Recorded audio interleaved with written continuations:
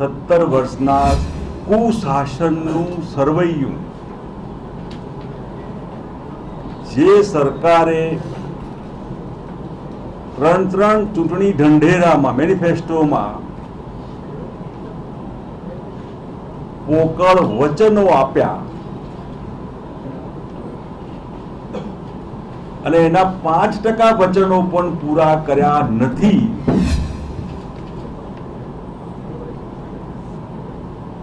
એવી સરકારને on moral grounds, નૈતિકતાના આધારે મતદારો પાસે મત માંગવાનો અધિકાર નથી, મોરલ રાઈટ નથી. આ ગુજરાત વિધાનસભાનું ઇલેક્શન છે, દિલ્હીની લોકસભાનું નહીં.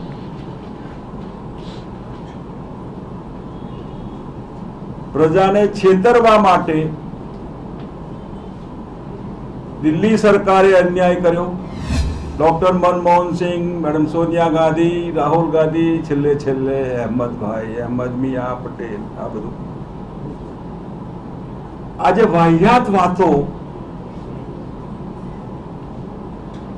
એનો હિસાબ એમને આપવાનો. દિલ્હીએ અન્યાય નથી કર્યો, અન્યાય ગુજરાતની સરકારે ગુજરાતના મતદારોને કર્યો છે. એના મુદ્દા, આમાં જે મુદ્દા તમને આપીએ છે એ કેટલો અન્યાય કર્યો છે ગુજરાત સરકારે, જેના હાથમાં ન્યાય કરવાનો હતો.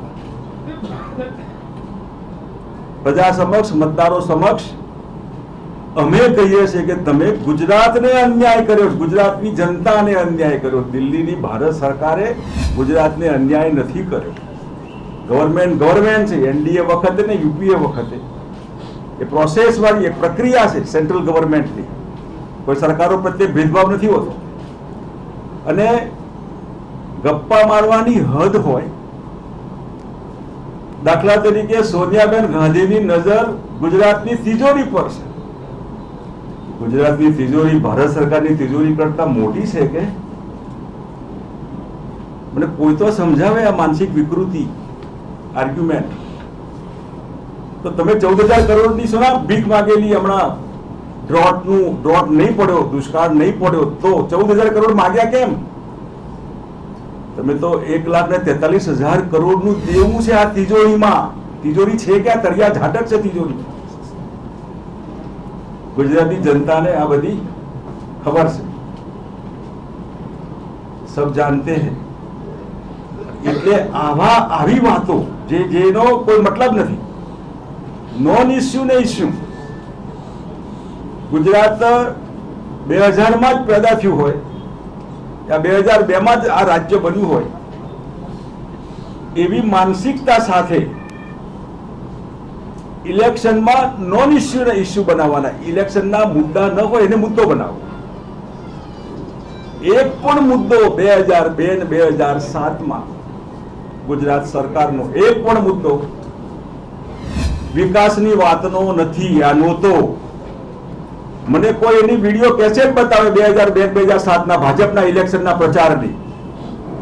નોન ઇસ્યુ ને ઇસ્યુ 2002 બધાને યાદ છે, 2007 બધાને યાદ છે. આજે કોઈ એવો મુદ્દો નથી સમાજને તોડવાનો, ધાર્મિક લાગણી કે સામાજિક લાગણી ઉશ્કેરવાનો. કોઈ મુદ્દો આજે નથી.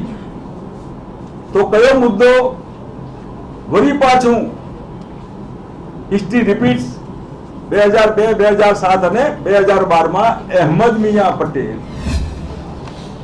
આવી હલકી ભાષા એ શોભા નથી દેતી. અહેમદભાઈ અમારા ઓલ ઇન્ડિયા પ્રેસિડેન્ટના પોલિટિકલ સેક્રેટરી છે. જે માણસ કોંગ્રેસના 15 મુખ્યમંત્રીઓની સલાહ આપતા હોય કે આને મુખ્યમંત્રી બનાવો, જે માણસ ધારે બની શકે આજે યુપીએ અને યુપીએ 1-2 અસરકારક, એને તમે ગુજરાતના ઇલેક્શનમાં તમારા વ્યક્તિગત ટૂંકા સ્વાર્થ માટે એમાં તમે ધસડો છો.